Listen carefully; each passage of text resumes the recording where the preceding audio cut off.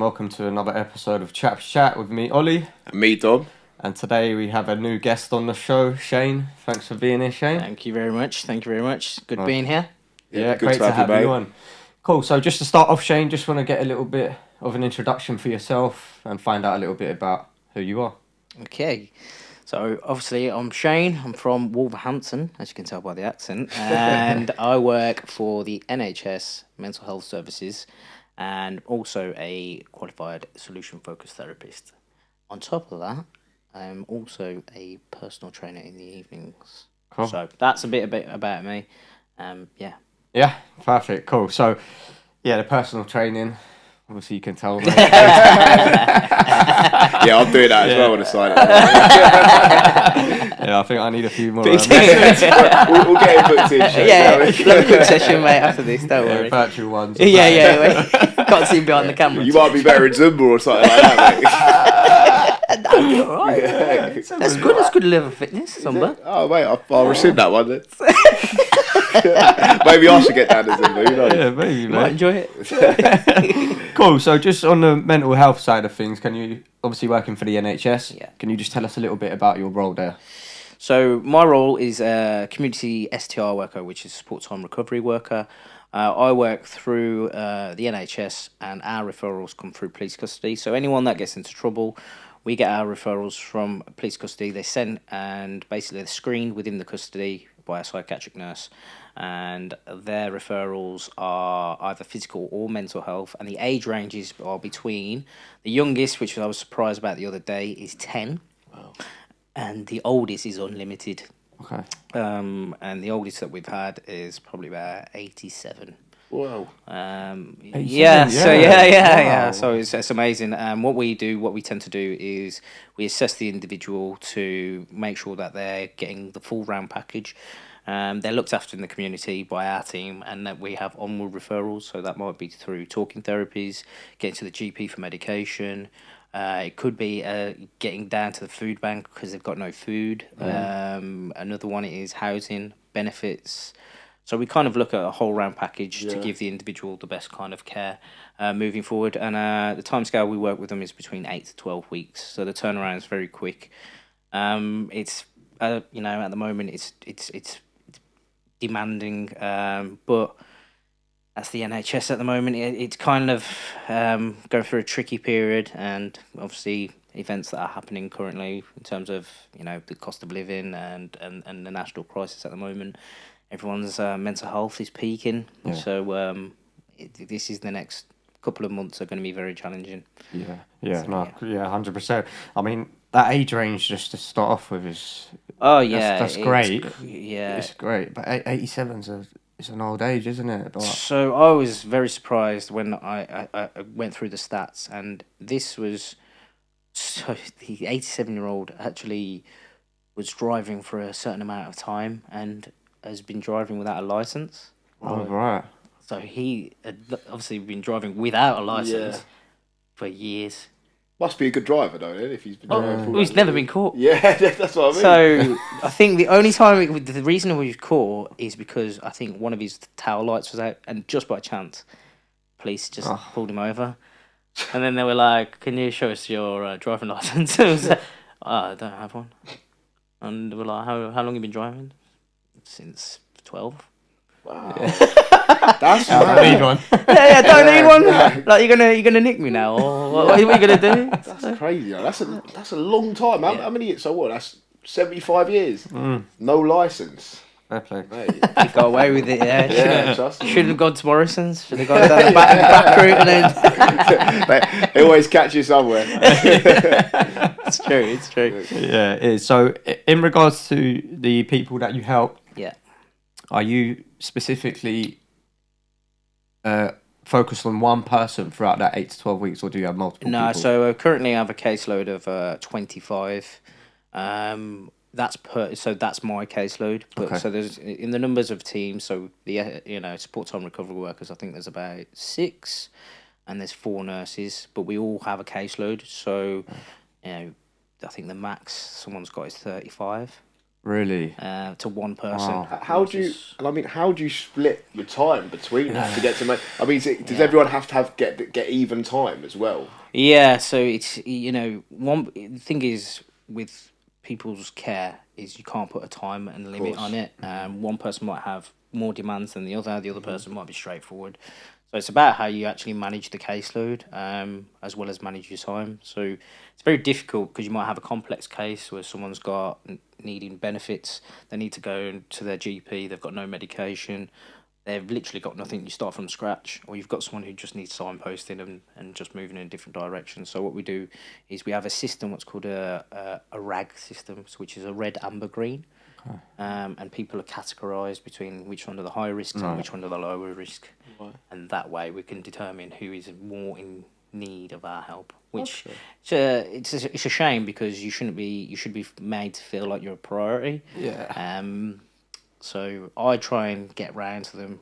It's very difficult, so it's either face-to-face or telephone, or I meet them in the courts. I work in the courts as well on a Wednesday, and I look after youth, which is a range between 10 and 17. Okay. And they're brought before the court because they've committed a crime. So in theory, I've probably got about 40. Wow, that's a lot. And I mean, just to ask, when you say working with the youth, then I mean, how many years have you been working in the NHS overall? So NHS, I've been working for it's October next month, so 7 years. 7 years. 7 years. Yeah. And I mean, compared to what you see now, because I think one thing I noticed, we're obviously being on a similar age. We're same age, 26. We're still quite young. Yeah. But I might see youth from now, like maybe the school age now that I was in secondary school, and I definitely see some differences just in terms of how 100%. They are. So, I mean, what differences have you seen in the youth since you started? So, obviously, when I started, you used to have youth clubs. Since they've disappeared through numerous things in terms of funding, the youth of today have more time on their hands, which is not occupied doing activities. It's more occupied through social media, and they follow the crowd. So essentially, their learnt behaviour is different to what it was previous to where I was going to school.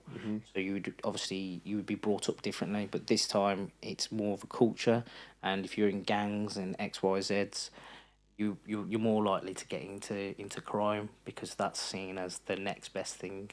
Which is it's a shame because the youth are kind of set up for failure from the off. Yeah. And when they're brought before the court, it's very difficult because that's their starting platform. So if they then commit another crime, they then get a criminal record, and then obviously when they go for jobs, it's then flagged up. So it's about what I say is we need the prevention and the intervention before the actual crime is being caused, and that's being offering in terms of different groups and different kind of settings where they can go to. Do you know what I mean? Like I when I was younger, I used to go to youth clubs and they had everything. You had so did football I. groups. Yeah, they had it all, and it's very rare. It's phased out now. I'll tell you what, I still walk past the one because it was about where I used to live, which isn't too far from where I am now, but it used to be at the end of like the road near my road, right? So about 5 minutes away. And it's been there and they had everything, computers, Apple computers in there, like sports hall, everything, right? And it was built purposely for that. And it's been shut down for years. Like everything's, the spot's still there. It's not used as anything else. You can look in. I have looked in, but you can see through the window when you're going through that everything's still in there to an extent, that they were using when they were there. Maybe not. I don't know about the computers and stuff, obviously, but it's like, what are they doing? We were like, they've stopped it, but they haven't even done. It's not like they've transitioned it into anything else. So I mean, I know it must be due to funding, and obviously. Since then, I mean, obviously everyone knows the Tories cut down funding, like not that Labour don't, but like the Tories cut it down like no tomorrow in a lot of areas. But it's just like, what was like I don't know why they would stop that. And I mean, there hasn't been anything on the flip side that I feel like they've given the young people today. No. And it's like, I feel like whether having too much time on your hands and nothing to do with it can just be detrimental for not even just a young person, for so many people. Yeah, I think that's the thing is you want a social group that grows up together by doing activities and making sure that they're promoting each other's well-being. At the moment, there's a group here, there's a very cliquey group there, and if you're not seen to be part of that group, then you're an outcast. And this is where now we're finding that people are from an outcast group develop mental health problems because their social circles don't fit their needs, which means then they become isolated. They then spend time at home because they've got no involvement. So it's a massive, again, we talk about a vicious cycle. If you're not seen as part of a group, you're then now being secluded, and now you're getting parents that saying, I don't know how to get my child out. The worst part of it is if they're then stuck in their room, they're then stuck with stuff like social media, and it kind of feeds that negativity. So they're already being an outcast, then it feeds some negativity, and then what happens, the decline of the child then goes down. And you're seeing a lot more now with CAMS referrals. So CAMS stands for Child and Adolescent Mental Health Services. And you're seeing a lot of referrals. But the shocking thing about CAMS is the waiting list is, you're talking 2, maybe 3 years. Wow. Like, you could be a teenager. You could be, exactly. Yeah. So the identified problem could become when you're 16. And if you're not seen within that gap between 16 and 18, you then turn into an adult. And you can't go through that service anymore. You can't go through CAMS. But that's crazy. That's madness, because then they'll go to adult therapies and things, but... And then, but a therapist who is dealing with patients of an adult age are not going to have the same background and skills as to deal with the child, but they're still... And you think 2 years is a huge chunk. Yeah. So what was happening in that 2 years? Yeah. A lot can happen. Especially at that age. Yeah. So the waiting list is ridiculous. And what will happen now is we'll get to a point where it will start to get further and further away. Yeah. And because the demand is there, but the services can't fund it. It's like the demand's going up, but there's funding and the services is coming down. Yeah, crazy. Which means, you have a perfect scale in the balance. There's no balance. It's just topsy-turvy, and it's one lopsided. So. And that age there is just such an integral age, because as I spoke about before in the podcast, like that was kind of the age where I had my biggest issues with mental health. And it's like when you're on the cusp of that kind of transition from almost like a boy to a man, in a sense, like that's just a difficult time in general. Do you know what I mean? Like, but like, especially if you're going through something like that, and it's like you do feel quite helpless. I mean, for me at that age, I wasn't even in a place where I was trying to. I did go to one therapy session and it didn't work for me, but I wasn't really trying to reach out to services outside of that. I more went to my friends first, and luckily I had friends like Oli and my other pal Flavio, who's been on the podcast as well, who helped me out in that circumstance. But just to think that, like, if for me, if I'd gone and reached out for help at that age and I'd been told, sorry, but you're gonna have to wait 2 or 3 years, like how must that make someone feel? I mean, the parents, they then come to us and they say, well, what can you do? And because the referral has already been put in, I have to, you have to say, it's about waiting. And because we can't hold them for that long in the referral process, by the time they've been discharged, they then will come back into a circle. It's called a revolving door. So, a metaphorical revolving door is this patient you'll see more than one occasion. So they'll go and be a repeat offender because they've not got the help. Okay. So they'll go into the system again, and then what happens, they're brought before the court. What's happened, they've committed another crime. They then get charged and then get penalised because they've not got the help. Yeah. So this is where you're looking at it and you're going, because they've not got the help, they've now got into trouble to get the help, which is not there. Who's to blame? Yeah. So now it's exactly. Yeah. So because there's no funding and government have not stepped up to the plate and not looking at it on a bigger scale and going, actually, this needs to be fast tracked now. And looking at the timescales, this is just not. It's not on. Do you know what I mean? We were talking before about talking therapists. Yeah. You're waiting 6 months. Like somebody in crisis needs to talk now. Yeah. If they've got thoughts or ideas they are wanting to act on, you can't say to somebody, oh yeah, your referral's in, but we'll wait 6 months and we'll have a look if we can get you in. No, and that's why there is things like Samaritans out there who you can call if you are in that crisis stage, and other charities as well. And like us, we say to anyone they can message us at any time and things. 100%. But obviously, with the NHS, it's the biggest platform there, which everyone knows about. Mm-hmm. Not everyone knows about charities that are able to do these things because they themselves need funding in order to promote their services, what they're doing. Mm-hmm. And I think the worrying thing about all of that is, as you said, like waiting 2 years, for me, I'd be like, fuck that. Yeah, do you know what I mean? And I would just forget it. And the worrying thing about it is, as you said, at that age is where it needs to be tackled so quickly to help you in further down in life. Now, if you come to your mid-20s or your early 30s and you go through that again, that could have been solved 15 years ago for you. Well, it's crazy. It's crazy. Like, there's some people, and in terms of basic, just basic skills, like reading and writing, they haven't got a clue. Yeah. And can't count off the top of my head, but I've gone to give a letter, and I'll say, "Oh, can you read this?" No, I don't understand the way, and that you go, "Oh, you don't understand? You don't the basics." Yeah. And think that, like, imagine, like, that can't make you feel great as a person, I'd imagine, because, like, when you see other people doing something, especially as a child, when that you feel like, it's like, let's say you're playing football, right, and it's like, when you're young, you might see someone else who's much better at football than you, and you think, oh, I wish I was that good at football. But imagine just the basic things that everyone does in life, and you feel like you can't do that. If I put myself in their shoes, you'd probably just hold that in, because who would want to go and say to someone, well, sorry, I can't read and write, and holding that in and kind of feeling bad about yourself like that, it's just going to make you feel even worse. And with that 16 to 18 group age, like, when you're growing up, right, I feel like that's the age where if something's not where it should be, you can action something, alter that, and then you go, and then that's the bet that you're most susceptible to change when you're at that age. And if you get to 30, 87 down the line, how difficult is it going to be to change then? The thing is where, as you grow up, is where you develop skills. So when you're developing skills, you're more natural to just, as it comes, it free flows. There's no thought process, right? So in terms of that, if they've not got the skill from the off, you've just set them up for failure for the rest of their life. And to train that is going to take years and years and years. And what happens then, they've just turned into a full adult where they're going to go, you know what, forget it. No one can be bothered with me at the start. So no, it's difficult to change regardless. Especially if you're older, like, and to change when you're older, it's just like, especially when you've had where you would have had a bad experience before for not getting the support back then. Like you said, you'd probably just be like, well, what's the point now? They didn't want to help before. And also just thinking, for you, it's not a great situation because it's not your fault. The waiting lists are so long, and then you're the person actually in the community on face value having to tell this people. Luckily enough, the people I communicate with, they understand, which is a strange thing because they go, we know. It's just like they expect it, and they've been told, actually, no, you can't be seen, and you're gonna have to wait.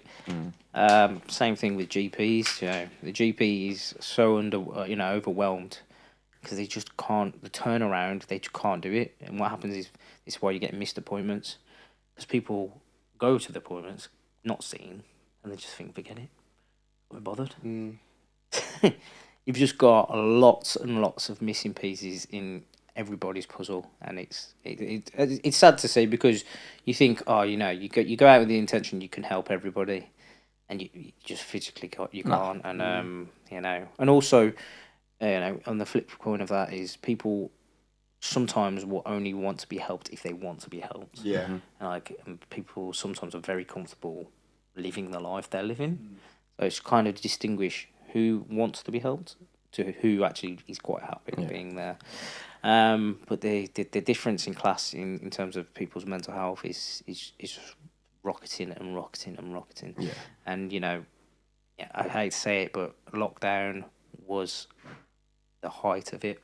So we had more DV cases, which is domestic violence, because you're locked in with the perpetrator and you can't go anywhere. So now the person's getting beaten up, can't call because no one can come out because of COVID. But they're repeatedly getting beaten up. Psychologically, then plays on, and it starts to get worse. And you imagine now you've got 2 years.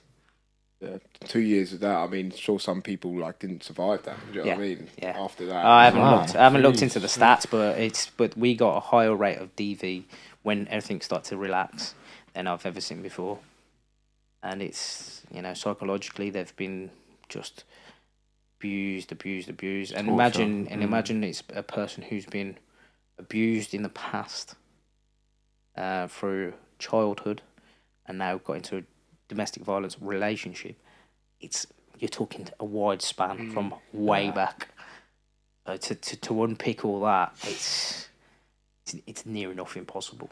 Yeah, I could imagine. That's a lot of layers. That's really a lot of. You know, I explained earlier about emotions in terms of an onion. Yeah. And unpicking layers and layers. Everyone has a core, and that core is what we need to get to, because that's the address. Yeah. You know, people will give you the answers because they know, but it's about taking time with each layer and making sure that each layer is addressed, because you'll eventually get to the core, and the core is the root of everything. Sure. Yeah, people say, you know, in adulthood, if they're suffering, you usually know something has happened in the past that has triggered that emotion, which is why they won't be expressive. So if you see somebody, they always say to us, if someone's not feeling great, they always say, are you okay?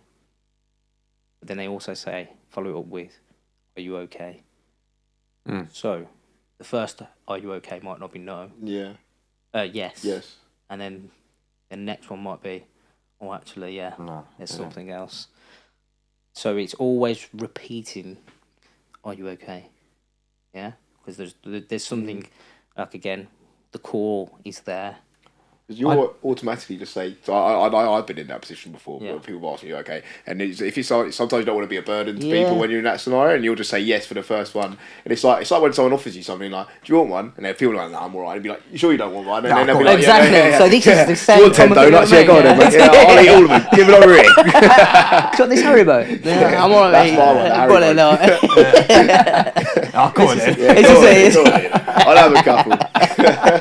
But it is. It's essentially. It's just what people know is the behaviour, but people usually don't follow it up with, "Are you okay?"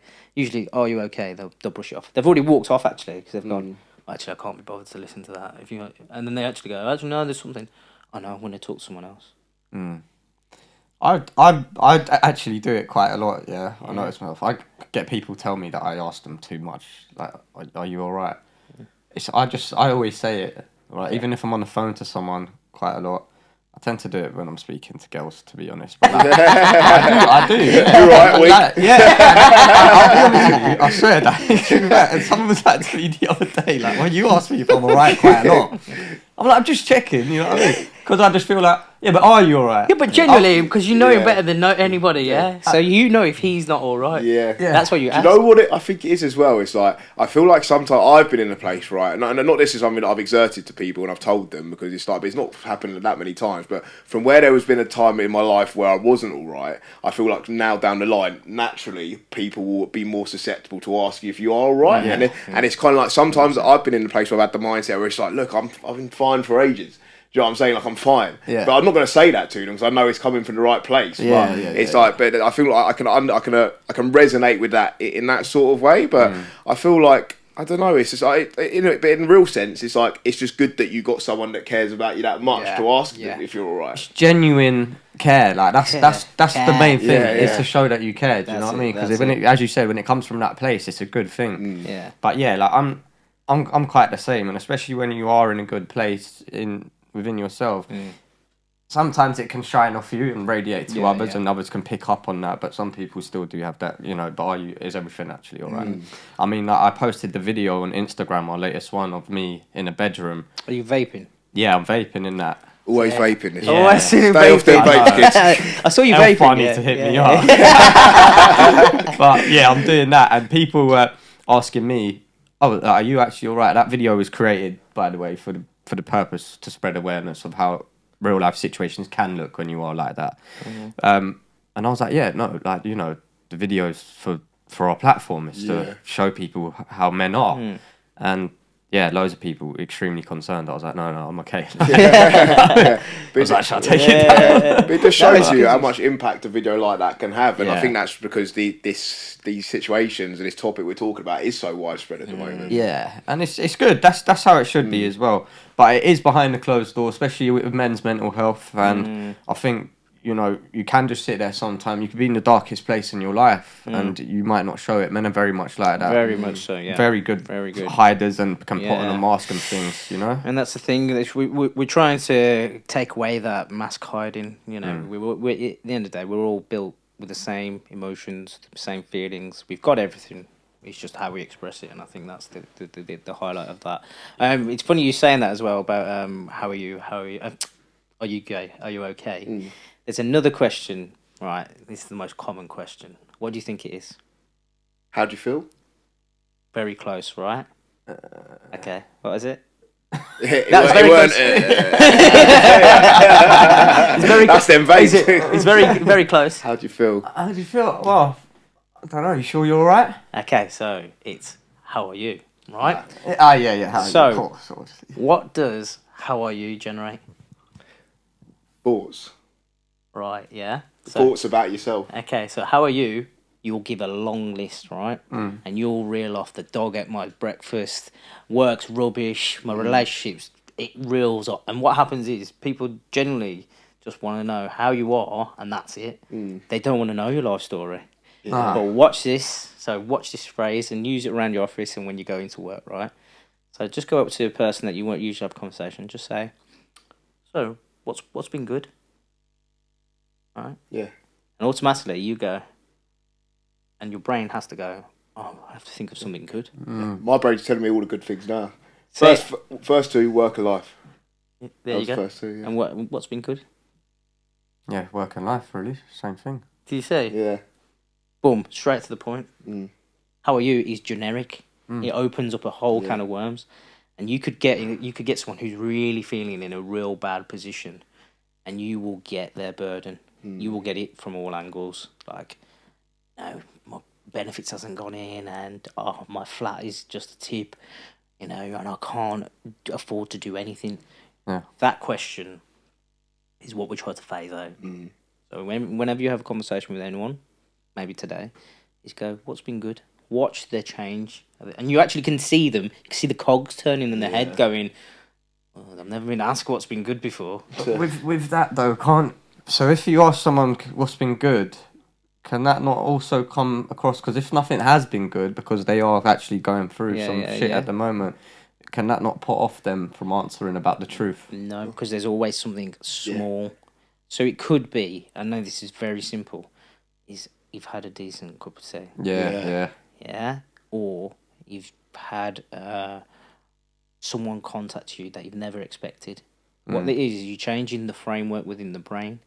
So how are you doesn't flood with a load of emotion. Yeah. But what's been good puts you at the front part of your brain.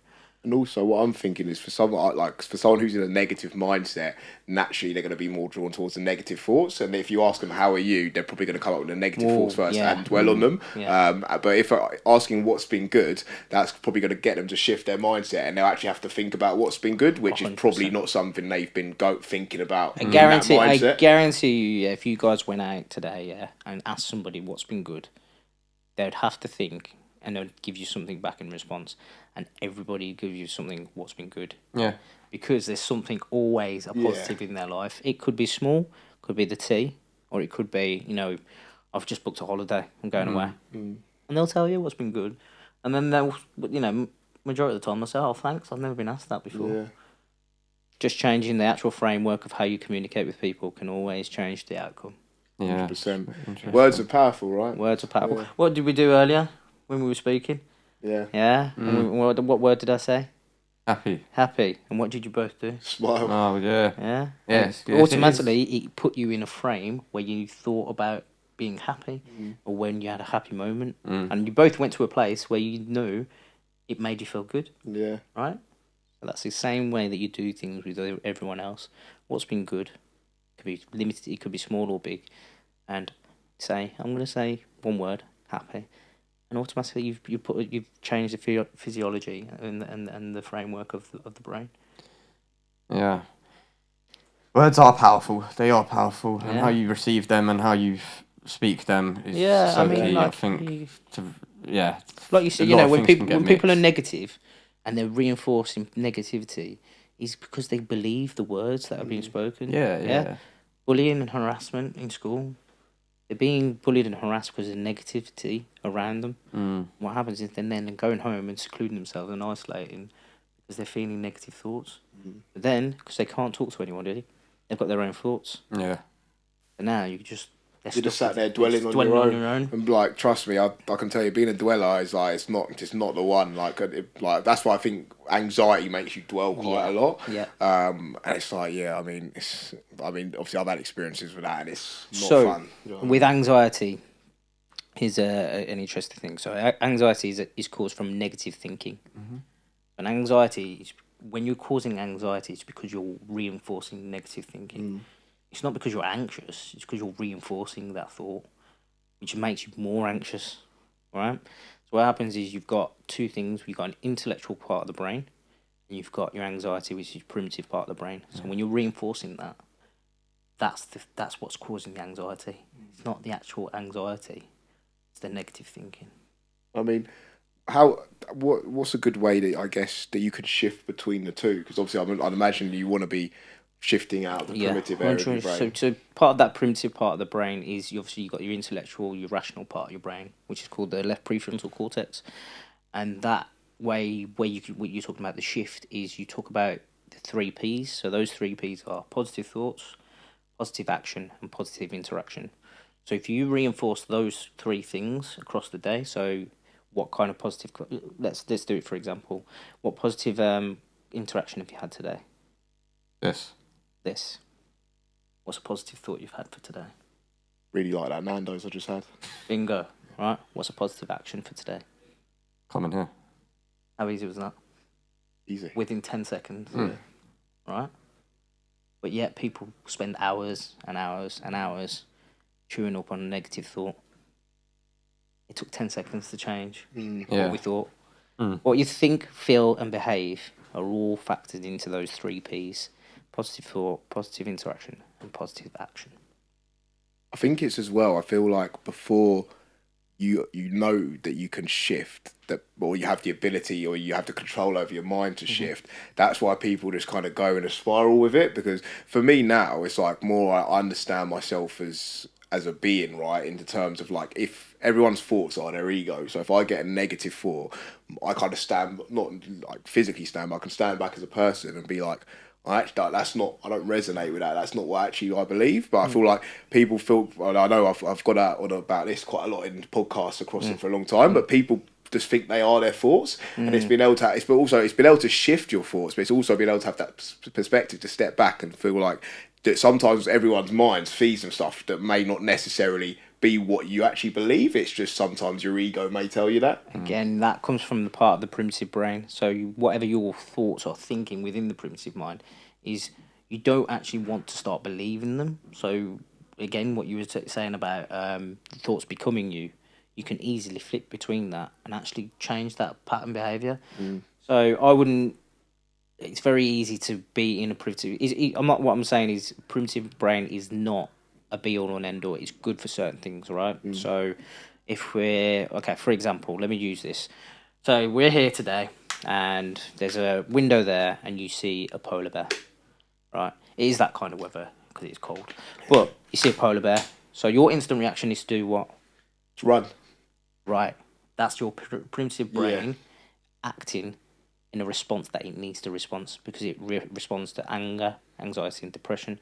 Yeah, those 3 responses, it's because it reacts to getting out of there. That's your safety and survival, right? You need to. You've heard the fight, flight, freeze. He didn't know. Look like he knew what he was going to do. He's going to go after and stroke the polar bear. By the looks of it. My brain, I'd probably so what be more fascinated and be like, wow, I'd probably stare at it. Yeah. So you'd look at it, and then your primitive brain will go. Actually, myself. probably you need to go. Look at this polar bear. I'll be off in a back. I don't see that. I'm over here, mate. I'm in Nando's.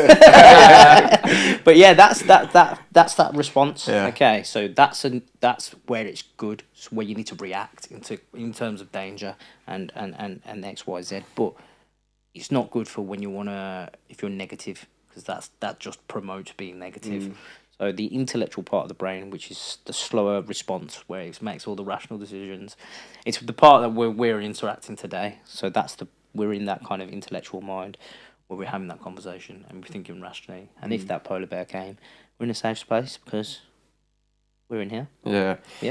So having all these, the 3 Ps and things, was this all new to you? Like, have you ever suffered with mental health yourself in the past? So this is the first, and this is the first time everyone's going to hear this. So and only because I've accepted it now. Mm-hmm.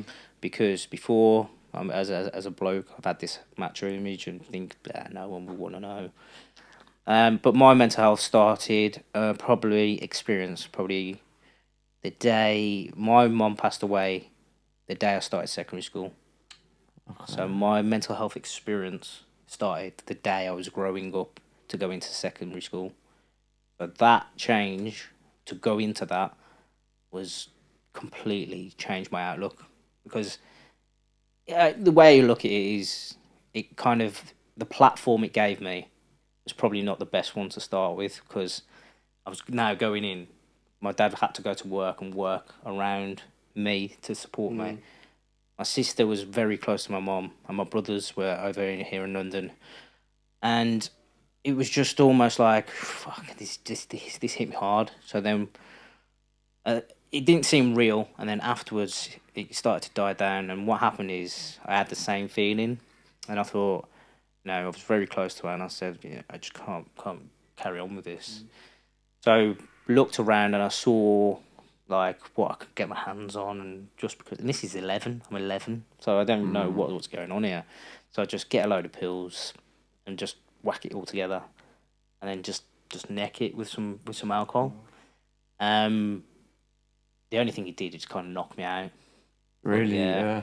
But afterwards I woke up and I was just like, this is not the way I'm wanting it to go. I'm still here. So luckily enough, I carried on and I was resilient, but I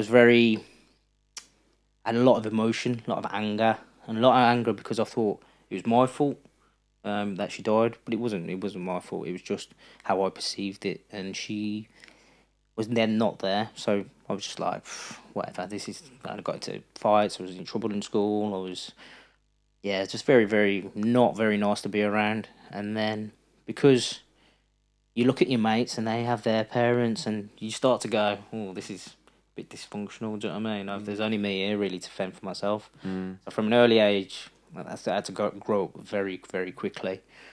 I will rewind it even further. So when I was 8, I had 2 significant injuries. So I had you know what you're right. When you're 8, you just mess around, you're playing around.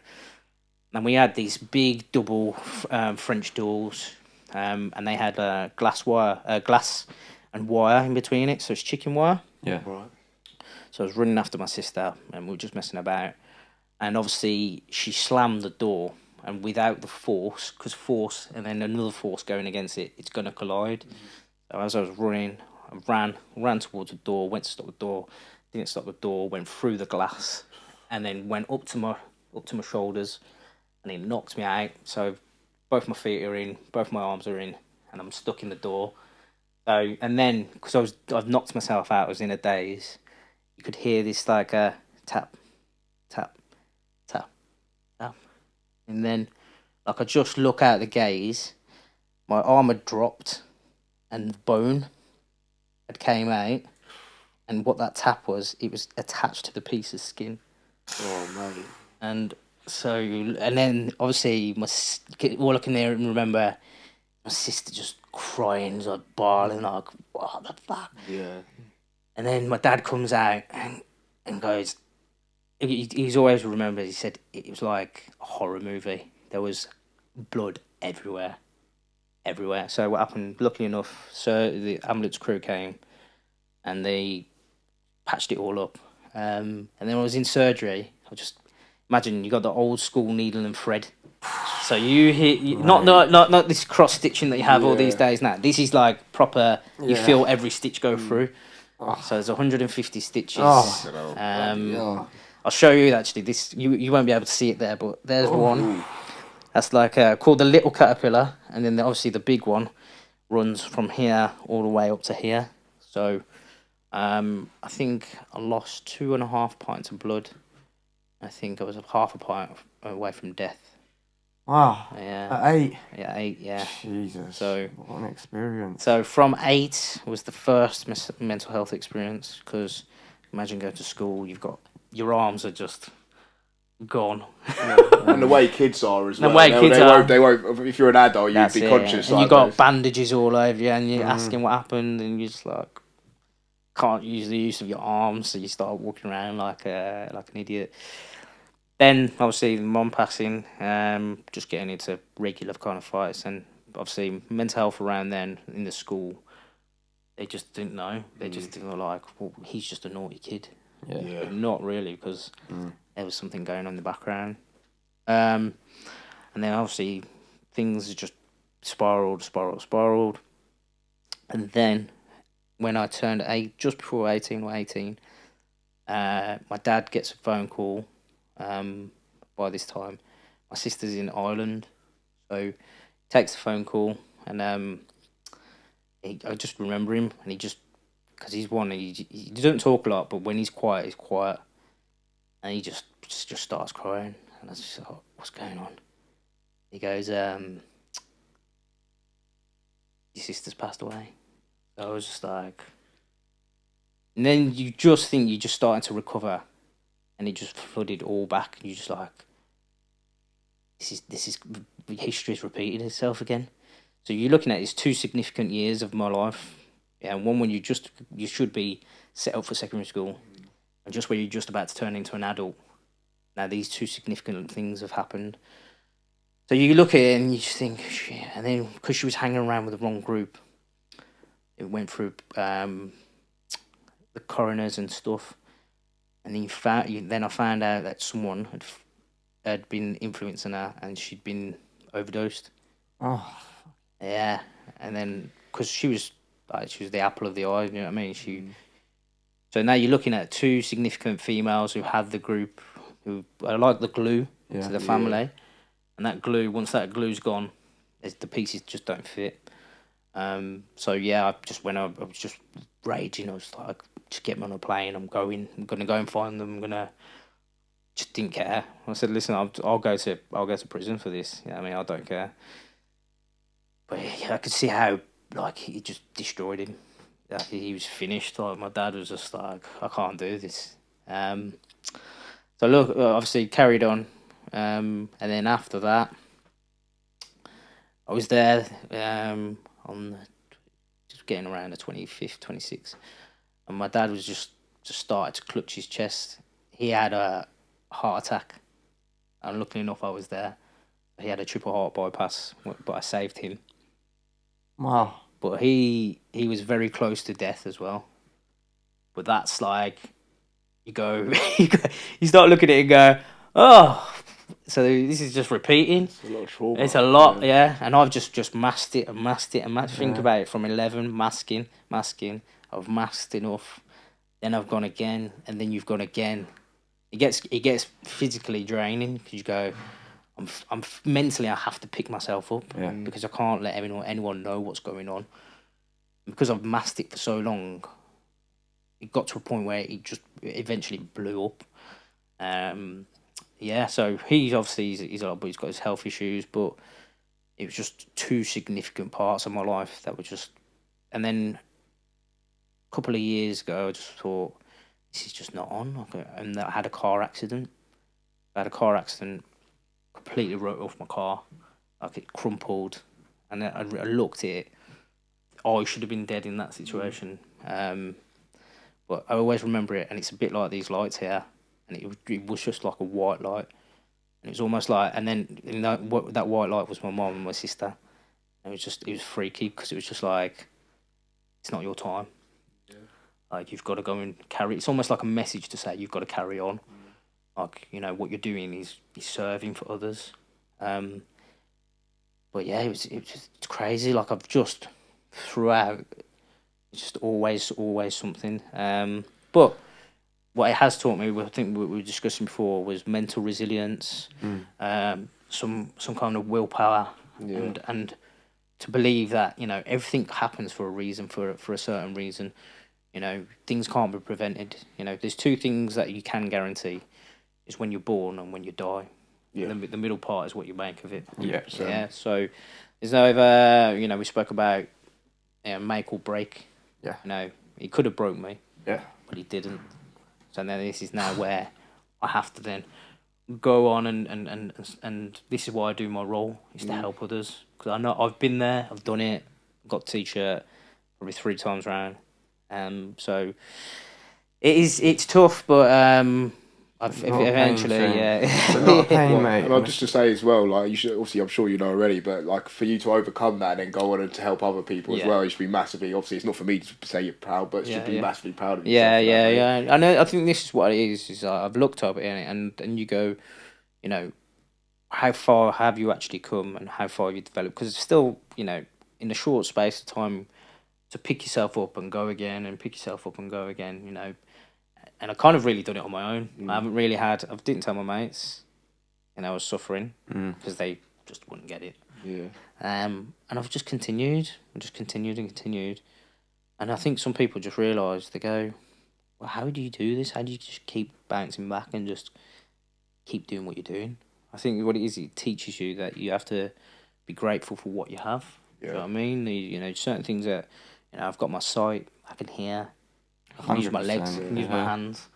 There's certain people, the little things. They've lost everything. Do you know what I mean? They've lost their leg, they've lost nothing. And then sometimes, so I can't plea any kind of, you know, I've not got nothing, I've got everything. So yeah. As Dom said, like, you should be really proud of where you are today, and obviously sorry for your losses, especially at that such young age, 2 significant women in your life. I don't know, that would have broke me down massively. I think what it is as well, it's because, like I said, they're the glue of the family, and because we're all blokes after that, and there's just not been that same connection. It's just not there. Yeah. And this is where family relationships are broke down, because they don't want to talk. Same with me, when my cousin was murdered, he was the same. He was a very big personality within the family, so he was the glue as well. And after that, things do start to break down, relationships change and things, which is, you know, understandable to a certain degree. But I say to people in the family, like, this, you can't live like that. Like, relationships within the family need to be quite tight. And obviously, you're cool. Sometimes you physically can't do any more than that. And try and make them tight. If people don't want them to be tight, then they don't. That's up to them. But as long as you try. And I feel like the stresses that come within the family, especially after losing someone close in the family, is just so uncalled for. Yeah. But it's hard. Everyone's got their own emotions. Everyone's battling something. Everyone had their own personal relationship to that person. That's it. You know, you can all feel the pain as a family, but it's still tailored. Your pain's still tailored to you. 100%. So 100%. it is about, you know, that's what I started to learn of how people are reacting to it and how their emotions were. But I never learned about my own for years and years and years. And I think once I did come to that realization of what you just said, and be grateful for what I do have and the time that I had with them, everything changed for me. I think that's another thing for everybody is that gratuity behind it is, you know, you should showcase what they were there for. Do you know what I mean? They were good, and the memories that come with it are there. They will never go. The person and soul is not there no more, but their memories will always carry on. I think what it taught is, you know, again, when I was talking about there's a beginning and an end, the middle part is what you make of it. And sometimes that a bit of acceptance, just to say, you know, their time has come to go, and you just got to kind of carry on. Do you know what I mean? You know, when your time is up, it's up. Like, it is what it is. Do you know what I mean?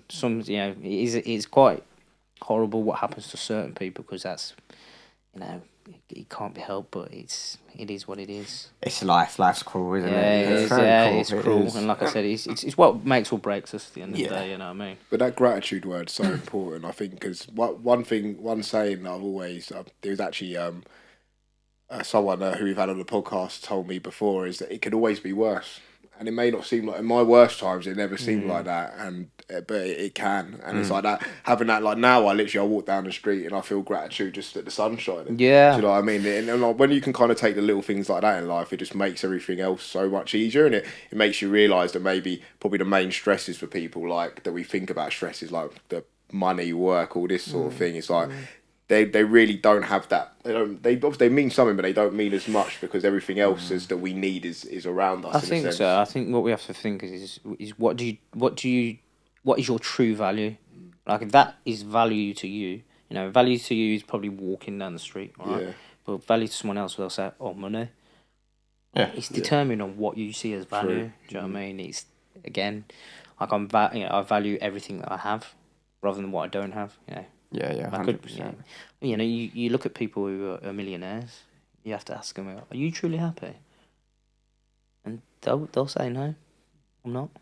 I've got money, but I'm not happy." Yeah. Materialistic things, isn't it? I think what Dom's saying there, even that walking down the road, the sunshine thing.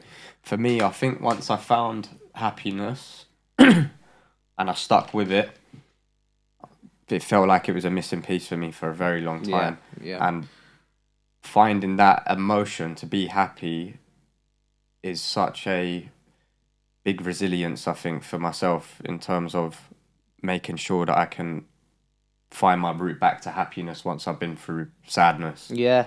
And I think learning that, and once you do learn it, that you do know there's better things on the horizon. There's always something good to come. 100%. Life can be cruel, but it can be fucking great as well. Oh, yeah, yeah. What I mean? Listen, you have to go through the rough to get to the smooth. Yeah. Do you know what I mean? If everything was smooth and plain sailing, we'd all be on yachts. Yeah. Well, I am on a yacht. There you go.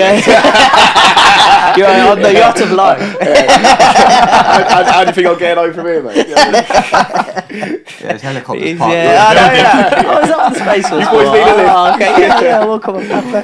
But yeah, it's spot on exactly what you said. It's what you take of it and what you think is great, what you're grateful for.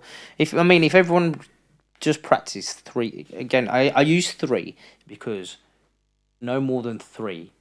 If everyone thought more than 3, it gets difficult. But at least you can think of 3 things. That's why positive thinking, positive action, and positive interaction roll into 3. So if you can roll into 3 things you're grateful for, like I woke up this morning, I got to work on time, I finished on time. There's 3 things. Yeah. Do you know what I mean? It could be small, it could be big. Again, it's the simple things. It is, yeah. So, and it's just training your mind, isn't it? It's a great thing to do, and I'm going to take on board about the, what's been good. So I will be trying that. Yeah, I mean, like honestly, I think you work in sales, right?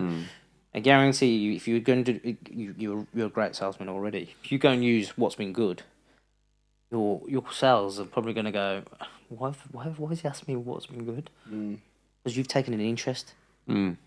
That's the thing, right? How are you? Is generic. Yeah. What's been good is actually interpreting that you actually have an investment into that conversation. Yeah. I couldn't tell you the last time that someone has asked me that question, like lettering specifically. Do you know what I mean? And it's like, when you ask different words, you're just going to get, like you said, a different reaction from people as well, because there's something called, they call it the crocodile brain as well, and it's like, when you get say you get a sales call, and they're like, oh, have you been in a car accident? Where you've heard that so many times before, your brain automatically has the same reaction, so without you even thinking, you go no, and give them the same answer or whatever, right? Yeah. But it's like, if someone, like, when you asked me that, or when you did that exercise with us earlier, you asked us, when I say this word, happiness, what do you think? That's not words or something that someone had asked me ever before. So the reaction you got was a different reaction than I'd ever given. Exactly. So now if you go and if you're going out tonight in a social circle and you ask people what's been good, they'll tell you. But if you tell them how are you, you'll get that. They'll usually blow out their cheeks and they'll say, actually, this is what happened. So it's a catch-22, but what's been good has always been a great question. So I definitely use that. Tell you where it's very good is you can speak to women with it. Yeah. And genuinely, I'm not being funny, but it's a great question because they go, oh, you're asking me what's been good? And they'll tell you, you're like, yeah, all right. About your hair and nails and X, Y, Z. Yeah, it's been, but what's been good? Genuine interest. Genuine interest, yeah? So genuine interest, and then you go, oh. But then try not to take genuine interest into, will you come to this appointment with me next week? And oh, shit. How are you? Will you pay for it? That's the other one, isn't it? You're like, can I pay for the holiday? No. It's then it goes back to how are you? Then if you want to get rid of it, you just like, how are you? Yeah. Oh, yeah. Oh, it's really bad. Okay, great. We'll leave that one in. And going on to when you went through all these experiences, and obviously you do your personal training now. When did you start your personal training journey? So, I've got to, again, let's talk about gratitude. The person that I'm more grateful for to help me in that transformation is a guy called Kieran Quinlan at the Pit Gym in Jury Quarter. So if this goes out, it's a special thanks to him. This is a guy who has gone through his own experiences, and he's just kind of creating an environment like no other. It's amazing. But he phoned me in January 2018, right? 2017, and I remember I broke up with my ex on Christmas Day. I always remember it, and I thought I was fit, but I'm not. And I was weighing probably around 19 stone. Really? Yeah, I was a big lad. Like I was big, and I was at that point. I was unhappy. I was ashamed how I looked, how I felt, the way I was moving. No, I remember coming down to my brother's, and he says, "You need to do something because I think you might pass out because you don't look right." So I put the courage up. Obviously, there was a friend who'd had this same experience and had this amazing transformation. So I went and had and filled all the forms out, and he rang me. And when you have a conversation with somebody, and it's going to be one of those conversations that will always stick with you forever. Yeah. That was that kind of conversation, and to have that conversation with him, and then know what I know now in terms of his past life, he completely transformed my mind, my body, and gave me the tools and the belief to unlock all the potential that I had. So I never thought I could do that. So in 12 weeks, he managed to make me lose 5.5 stone. Wow. 12 weeks. Wow. Yeah. What did he have? What did he have you like? In terms of exercises, what did he have you do? So he's very, very much like, if you are attending my sessions, you're sticking to the diet, you just follow the rule book and everything I say. Do you know what I mean? What I say is bulletproof and it works. And I just kind of bought into his philosophy, and I thought, and what he created was the atmosphere more than anything. You go there, and it's like an environment like no other. Do you know what I mean? It's very personable. There's a lot of social, and it makes it fun, as well as you're working hard. So very often you go into somewhere, you go, actually, this is really enjoyable, and it hurts. But he created it, and he just believed in what him, his partner, who's Lauren, and Harvey. They stuck with me. They believed in everything I did, and made sure that stuck to the goals. And I always just followed the plan to a T. And when I lost it, it gave me that sense of feeling good, gave me that belief, gave me that, just switched, like a light bulb moment, switched within my brain. And because I've been there, I wanted more. Initially, I was only there for 12 weeks. Somehow I managed to carry on, and I lost another 4 stone. So in a total, 9.5 stone in 11 months. Wow. So I completely, and went on to do my first photo shoot, which I didn't think would be possible as well. And I think it was installing that bulletproof mindset. Yeah. Then your mind, then your body, and then obviously saw potential that I could go on and help others through my experience, and because obviously I've been there, done it, and got the T-shirt. So yeah, I did all my qualifications. Worked with him for a short amount of time, and he obviously taught me a lot. And I'm still there. I'm still there. Was it 2017? We're coming up 6 years, right? But that says it all. If you stayed there, it's obviously because of how it's benefited. So I mean, I was there for 2 years, 12 weeks, and I'm now there. Been there 6 years, and I've done 5 photo shoots in the process. Wicked, mate. Well done. Thank you. And now I help others. And now I've just kind of adapted my program to now I've done this is the bulletproof thing is because of my experience in mental health and physical health, they should be combined as one. Yeah. And now I offer what's called a holistic package. Yeah. A physical and mental well-being package. Wicked.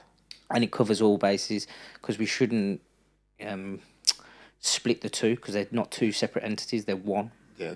Your mind and body are connected. Yeah. Yeah. If if I put my hand up, my brain has told my body to make that movement. We're like the first, like before, like early 1900s. They never used to split. Like no civilizations before had ever split that. And it's like we're in a medical place now where a lot of time we just treat symptoms. Do you know what I mean? We don't treat like the root of the problem a lot of the time because you might be. I mean, the root of the problem might be something mental. Do you know what I mean? And you could be feeling something physical off the back of that sometimes. Yeah. Do you know what I mean? Like, for example, anxiety, because your nerves go out throughout your body. So if some people who suffer from stomach trouble have anxiety, but it's because the most nerves in your body are in your stomach. That's why people say, oh, you get a gut feeling. Do you know what I mean? But it's like, but if you don't make that link and you just treat symptoms, then people may, in certain circumstances, might not get better. So I think definitely offering that mix out there is quite a unique offering in that sense. It's a niche because I've gone into gyms and they're personal trainers. They're working on the body. You ask them about a mental health question, they wouldn't give you an answer because they don't know. Yeah. Now you ask somebody who wants to come and train with you. I cover all ranges and I cover the package. I look after you mentally and physically because that's what's going to happen. You'll transform the way you think, feel, and behave.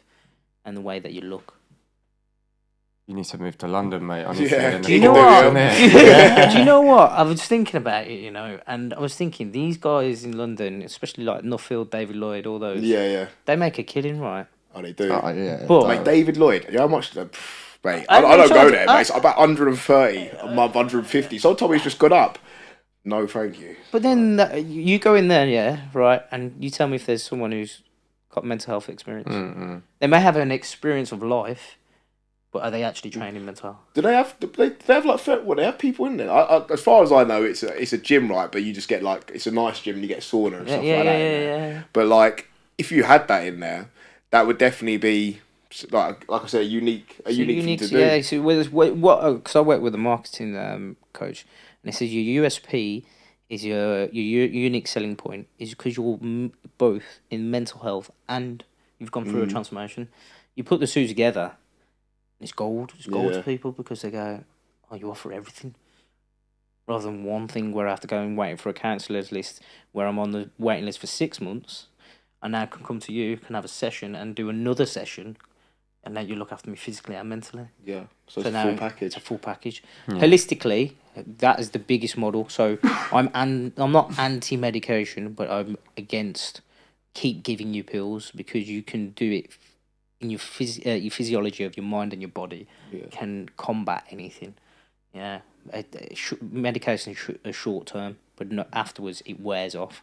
But a long term package, what you should be doing is working on yourself on a day-to-day basis. 100%. It's like, and even to think, right, if you break your arm, you don't they might put it in a cast, but it's your body that heals the break in your arm. So if you can do that, you must be able to heal anything in your body. You can do anything. Yeah. Your mind and body can do anything it wants to do. It has the unlimited potential to do what it needs to do. But you need to unlock that potential. And believe it. And that comes within the mind. Well. And for people who are in London or not around the UK who are not in Wolverhampton, do you offer them online support and things as well? So what I do is I do online packages as well, and we do because obviously the way the world is at the moment, we've got Zoom, we've got WhatsApp, we've got all this lovely technology we can use, and it's the same effect. Cool. It's not any different if it's not face to face, which is I found because I prefer face to face interaction. But I didn't realise that the people that are having the online stuff, they're getting the same benefit. Yeah. Do you know what I mean? 100%. And we also live in a world where everyone's very busy. Yeah, and yeah. it comes to say a lot of the time it could be easier for someone to do something. I prefer face-to-face interaction, but it could be easier for people to do that in a virtual way, just to fit it in along their lives, because some people will blow things off like that because they say, I'm not going to have the time. But if you can get that in a virtual way, then it's going to be much easier for them to make the time 100%. For it. So if there's anyone in London, yeah, what we'll do send is them over. We'll put your Instagram on our Instagram post as well, and on the YouTube video. If you go into the bio, we'll also put Shane's Instagram on there, where you can find him, message, and learn a little bit more about getting in shape. Well, it's a bit of everything, mate. Why not, buddy? Yeah, I'll be hitting you up. So, yeah, that's wicked. Anyway, well done for losing all that weight, and obviously you're in good shape, mate. So, mentally and physically. Oh yeah, life experiences that you've had have obviously been challenging from a young age. Yeah. So you know what you're doing at the moment and where you are. You should be really proud of yourself. Yeah, mate. I think again, challenges are set to test you, and that's where that resilience comes from. If you're not tested, then you're not doing it properly, are you? So yeah, that's true. That's how I look at it. Maybe I'm built a little bit different, but. Yeah, I think it's for us. I think we just learn that at a certain point. I think after the adversity, sometimes we learn that when you're looking back in hindsight. Yeah. I just wanted to touch base quickly as well on a bit more of advice for our viewers in terms of therapies. Obviously, working in the NHS. Yeah. A lot of the messages and a lot of the people that we've worked with suffer with anxiety and depression more so. I wanted to know what you think is the best therapy or best coping mechanisms for them. So again, it depends on the person. Each person is different in terms of coping strategies. So certain people like to use music, art, like go for a walk, like to do certain things. So what I'd do is ask them to promote something they actually like and enjoy, and promote it more and do it across a wider span of the week. In terms of a therapy I'd use, I've used solution-focused therapy on myself. I've had someone do it on me, and the results are game-changing. CBT is okay. However, I think we spoke about it before. CBT, you could speak about the problem and come out with another problem. I've spoke to other people, and they feel mentally exhausted because they've just spoke about a problem and got no solution. So essentially what we're looking at is giving more solutions rather than problems. So, if someone's having a session with me, they could tell me their problem once and once only. I don't need to hear it again. I already know. So it's now putting better coping strategies in place. I do a relaxation. I do what's called a miracle question. So I get them to create their own story and what would be good. I do a scaling. I could do it, for example, I could do it on you, for you. Yeah. Just go do a live demo, yeah. So I could probably say, okay, on a scale of 1 to 10, 0 being absolutely the worst and 10 being absolutely amazing, where do you sit on that scale? What, in terms of how amazing I think how you feeling? Yeah, how you feeling? How I'm feeling? Yeah. I would say 9. Okay, so 9. What would make that a 10? I say 9 because I don't know what perfect is, to be honest, or perfect happiness is, but I would say I'm the best mental mind state of my life. Okay, and what has made that a 9? Because that was very straight to the point. Spirituality's been a big thing for me, so I meditate every day. I think kind of knowing my purpose in life, I feel like that doing Chaps Chat and my purpose is to kind of help people and help people heal in the way that I've healed. And I think just kind of having that, just knowing what I know about myself in the world and kind of being almost assured that I know life will play out in the way it's meant to play out, and that makes life simpler. Okay. And what else would that make as a 10? How would that feel differently to you? I think to make it a 10, I would say that I'm going to give the answer, but I know why it's not. Sorry, let me explain. I would say that obviously there's goals that I have in life that I haven't achieved yet. So I may think that I say that, but I know that everything comes in good time at the same time. So, and I'm working towards them with the right intent. So there's things that I know that I maybe could have achieved by now that I haven't achieved that I wanted to. But I don't feel bad about that. But that's probably what, I don't think that's a detrimental thing for me because, again, as I just mentioned, I feel like everything plays out in its own time. But again, I feel like that would be potentially what would tip it over the line. But there is also an element of, I think, that I don't really know what a 10 would look like, if that makes sense. Great. See how he free flowed into his own perfect story. right? And his scale was 9. So if I could ask you the same question, so 0 being absolutely the worst and 10 feeling absolutely the best, where would you sit on that scale? Around a 7, 8. Okay, right. So, being a 7, how does that feel? What does that look like? 7 feels average. Okay. Doesn't feel like I'm at my best potential. And what would make it become an 8? I think similar to that. I think there's goals that I need to hit, which I know that are in the pipeline to do so, and I'm on the right track to do it. Yeah. But I'm just not there yet. Which I'm not complaining about being a 7, because for me it just means there's room for improvement, and that's a good thing for me. Okay. So what would be different if you got? I think difference would just feel a little bit more successful. Okay. I think that's what the difference would be for me. What does success feel like? I think success feels like where you're comfortable enough to do the things you want to do, without having a little bit of worry about other things. Okay. And I'm not right there just yet. Okay, so that's why 7 feels like 7. Yeah. Because you're... Okay.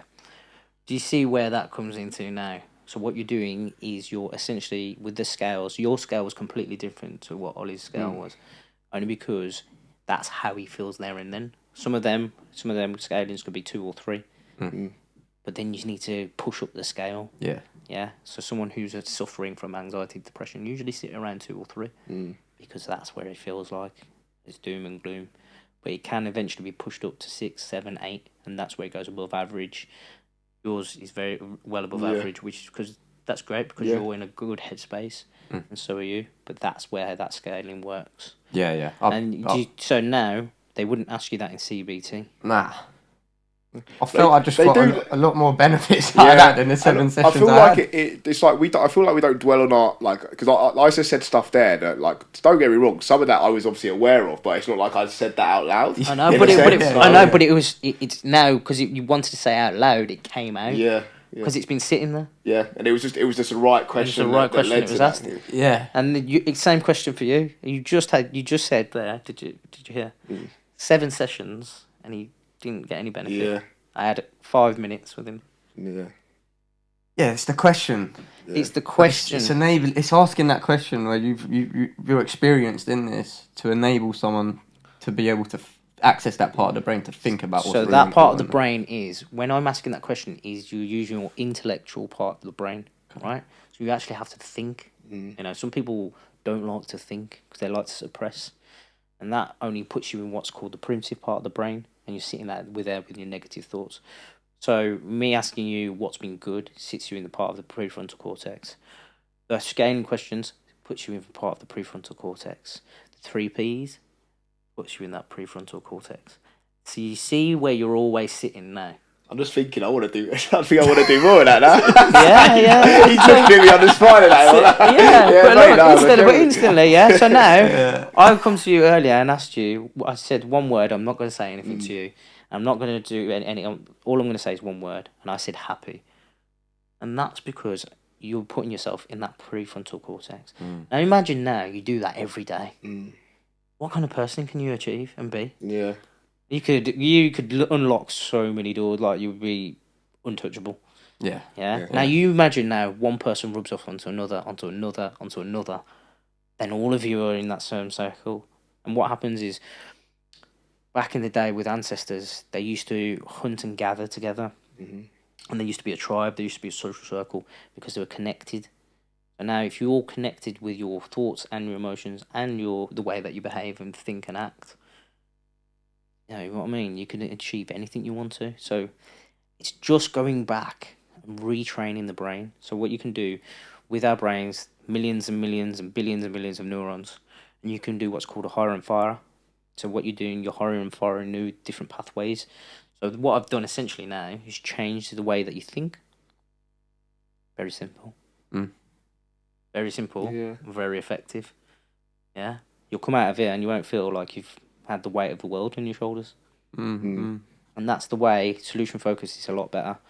Another thing we spoke about was the stress bucket. Yeah. Stress bucket, everybody has it, right? But it's how some people... I'm not saying all stress is bad. Stress is good because you need that stress to work with. Do you know what I mean? Because that's what kind of fires you up.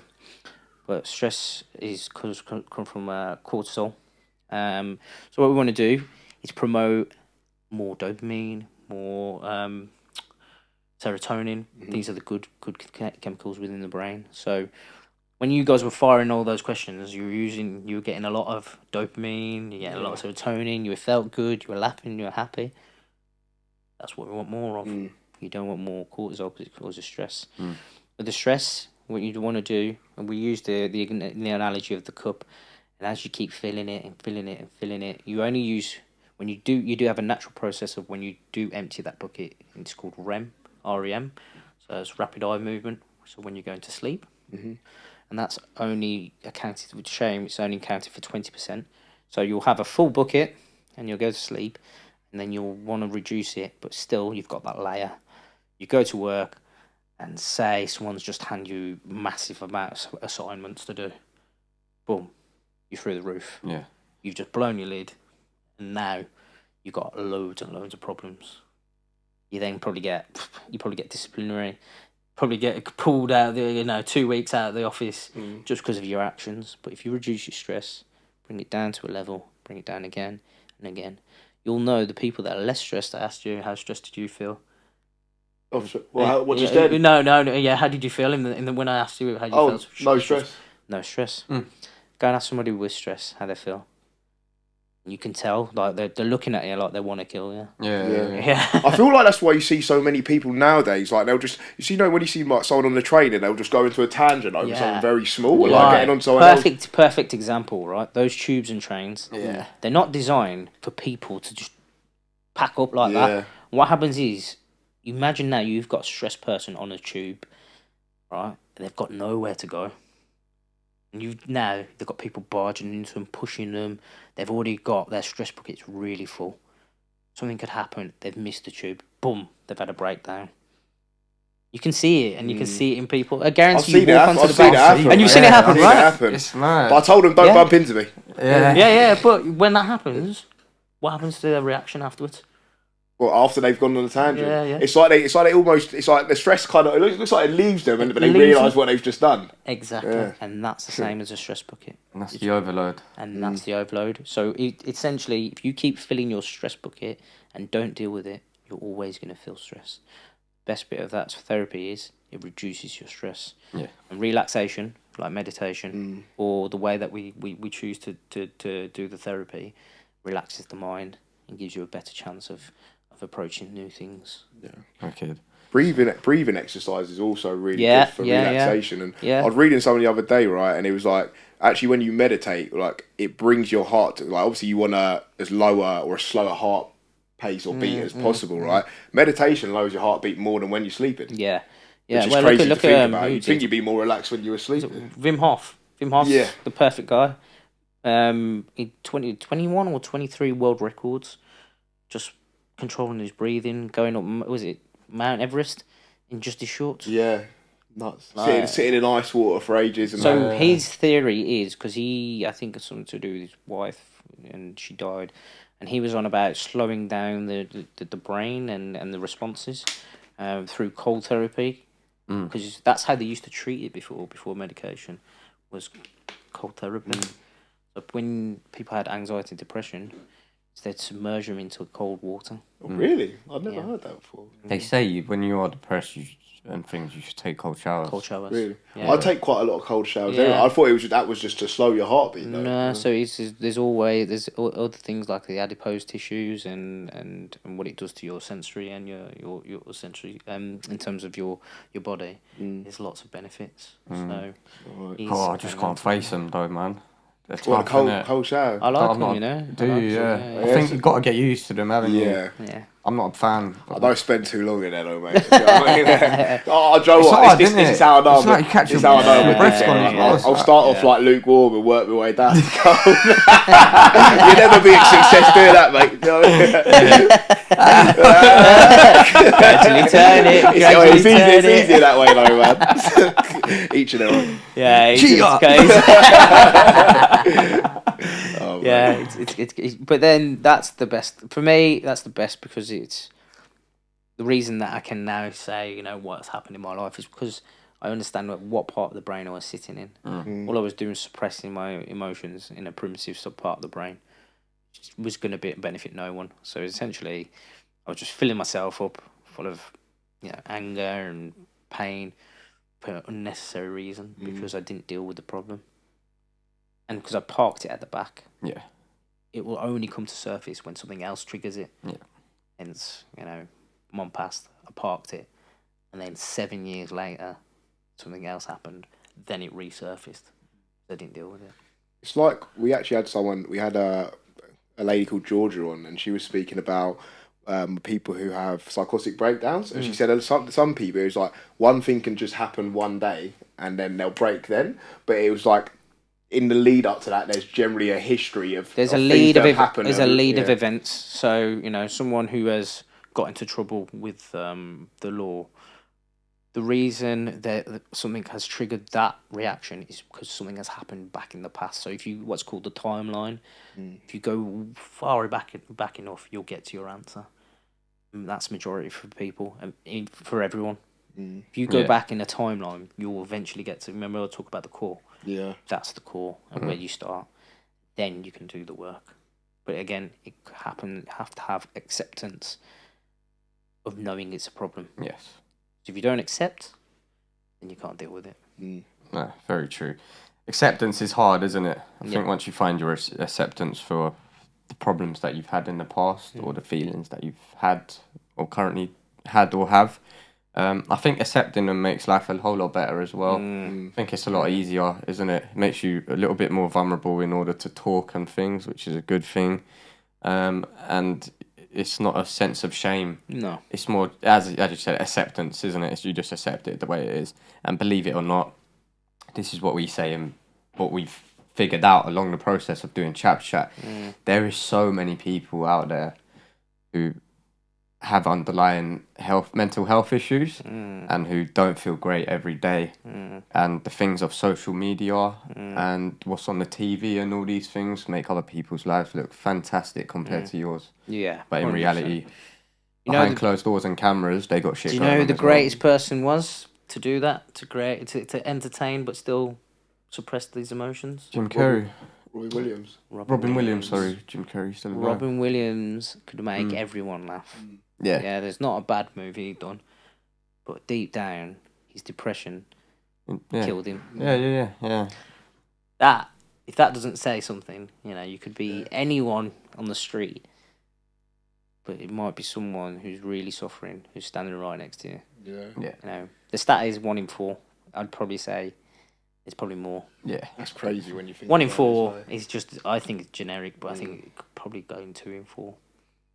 Wouldn't surprise me. So yeah, 2 in 4, and the male stats are through the roof. I mean, Sky Sports did a piece on mental health, and they were talking about men's stats, and it was just mind blowing.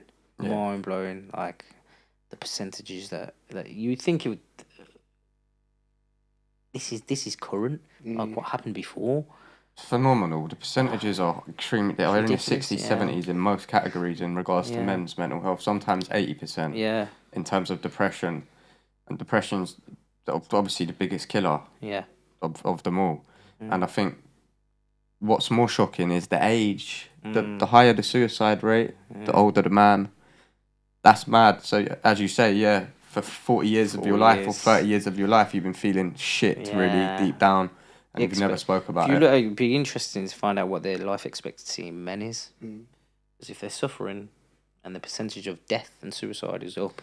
Yeah. So what is the expected life age? And that stress is just gonna stress can cause you so many health issues anyway. Yeah. It's just that's got to be. I'd imagine it's probably shorter than it is if you look it up. I think what people have forgot is as well, over this lockdown and everything else, what's the biggest killer at the moment? 3 biggest killers. What, at the moment? Yeah. What, in deaths? Yeah, just in the whole... Isn't one sleep deprivation? So there's one that's sleep. Cancer, surely. Anxiety and depression. And obesity is number 1. Wow. People have completely forgot about it. Well, I mean, if anything, we're advertised a lot more than we were 10 years ago, and it's and the food's probably a lot lower, less quality as well across the board. Lots more accessibility to fast food, lots more time thinking that you can't be bothered to prepare any meals, and it's just all coming a massive loop, and it's there. You see free delivery and you're getting it. Yeah, that's it. The apps are all over the place now. It's like, and it's the thing as well. There's a science behind it, because like you go like, let's say you go in Tesco's, right, and there's a reduced label or something, like it's yellow, or the labels are yellow. Yellow's like one of the colours that will draw your eyesight. I was saying to Ollie earlier, like I've been trying to I obviously still eating meat sometimes, but mostly eating veggie, right? But I was saying, like, I'll go round and I'll get so many cravings now. I'm trying to eat just veggie, because I'll look at things and there's so many things that are like appealing, like they're trying to, it's drawing you in. And it's like, let's say, and I know one that I can imagine. I've been, when I was a kid, I was a little bit overweight, right? And I like, no one enjoys that. So it's like, for some people to keep doing it, there's obviously reasons behind it. Yeah. And I think part of that can be linking into the anxiety, depression. There can be that element of comfort eating as well, which a lot of people, I think, this is the thing, when people are getting bigger and eating more, it's their comfort eating. It's not because they're actually hungry, it's because that's how it makes them feel. Yeah, right? yeah. And then after that, they then go and walk past the mirror. It creates more anxiety because of the way they look. And then they look at themselves, and then they go into depression. So it's a cycle, isn't it? So really? their triangle, if you're going to put it in a triangle, is anxiety, depression, and obesity, and it just follows around. And they just, to break any triangle, you take one element out, and then the chain can start and be sorted. So that's it. Well, look, it's just the way it is. It is, but there is obviously programs out there to help people with that, like the one that you've done yourself and the one that you are doing now. Yeah. As we said, anyone who is suffering with that as well and does want to make a change, then we will be putting Shane's information in our content that we upload. That's all right with you? Yep, perfect. Cool. I mean, it's been great. It's been good. It's been good. Really educational as well. So thank you for that. Learning about the brain is always fascinating. We think as well. And obviously, once you have studied it and you're aware of it, I always find it mind blowing, because it's so powerful. It's crazy. Yeah, I think it's the simplicity of things as well, and I'm learning about where it sits. Yeah. You know what I mean? Like your own experiences. From what you said, I've had 7 sessions and I learned more in 5 minutes. Yeah. I imagine you have a session. Yeah. That's it. They've seen the practical right there, innit? That's it. That's the first time that's happened on Chaps Chat as well, where we've done a live sort of... Oh, a live kind of demo. Yeah, I enjoyed it. I really enjoyed it. Yeah. It's good. That's the way I like to do it. It's educational to all. Like, people who are watching it, they'll go, "Oh, that makes sense." Yeah. No, the people that will watch it and they go, "Oh, is that where I've been doing it?" I can guarantee, if people are watching it, they'll go and have a conversation. So, what's been good? Yeah. No, 100%. I think talking about it in terms of your experiences and actually watching it happen will be a big motivator, hopefully, as well, for people to want to go down the therapy route if it's required for them. But thank you so much for coming on, Shane. My pleasure. Thank you. Really appreciate it. It's been great to meet you. And pleasure. We'll put all your information in for all of our viewers to get in contact with you or to see your page and the progress that you do. And that's it, everyone. So thanks for joining us. It's been me, Ollie. Me, Dom. And me, Shane.